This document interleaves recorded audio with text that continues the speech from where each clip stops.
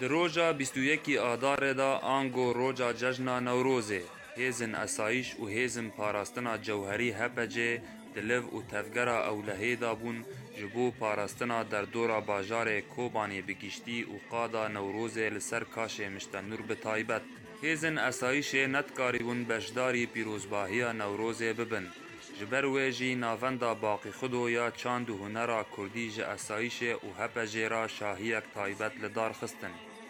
Endamên esayîşê û endamên HPC di axaftina xwe da kêfxweşiya xwe di şahiya Newrozê û hatina demsala biharê da anîn ziman.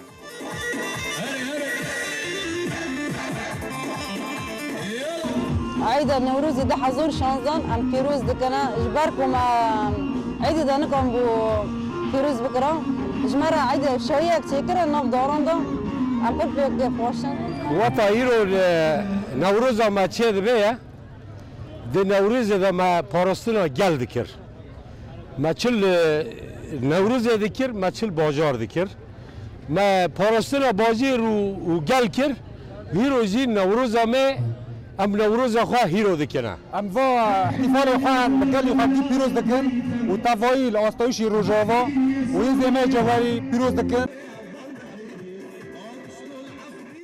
شاهیya taybet a ji esayîşê û HPC ra li nav daristana Rojavayê bajarê Kobanê hat li darxistin. Bi stranên şoreşî û govenda Kurdî hêzin esayîşê û HPC Newroz pîroz kirin û bi seda welatiyên Kobanê beşdarî şahiyê bûn.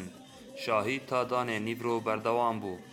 Hêcayek gotinê got hêzin parastina cewherî HPC ji welatiyên taxan pêk tên got her şev li taxên xwe bendên kontrolê li dar dixin û bi hêzin esayîşê ra dibin alîkar.